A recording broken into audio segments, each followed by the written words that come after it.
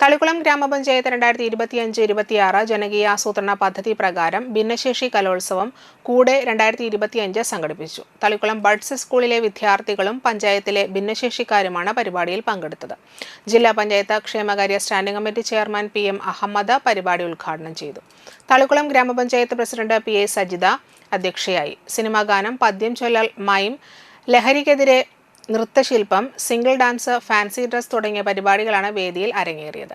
പരിപാടിയിൽ പങ്കെടുത്ത എല്ലാവർക്കും സമ്മാനദാനം നടത്തി. ക്ഷേമകാര്യ standing committee chairperson Bushara Abdul Nasar, ആരോഗ്യ വിദ്യാഭ്യാസ standing committee chairperson Sandhya Manoharan, ward മെമ്പർമാരായ Sainuddin KK, Sumana Joshi, buds school അധ്യാപകരായ Riya Cheeran, Sreedevi, CDS supervisor Sindhu KK, ജാഗ്രതാ സമിതി ഫെസിലിറ്റേറ്റർ അനിഷ KS എന്നിവർ സംസാരിച്ചു.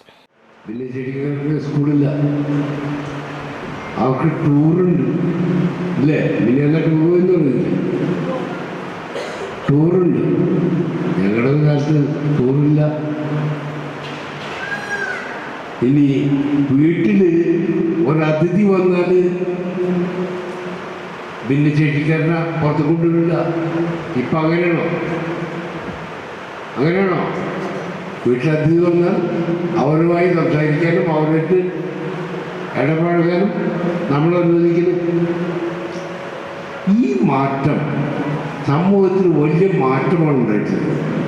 ഈ മാറ്റം ഉണ്ടാകുന്നതിന് ഏറ്റവും പ്രധാന പങ്ക് വഹിച്ചിട്ടുള്ളത് കഴിഞ്ഞ 9 കൊല്ലമായി നമ്മളെ ഭരിക്കുന്നത് സർക്കാരാണ്.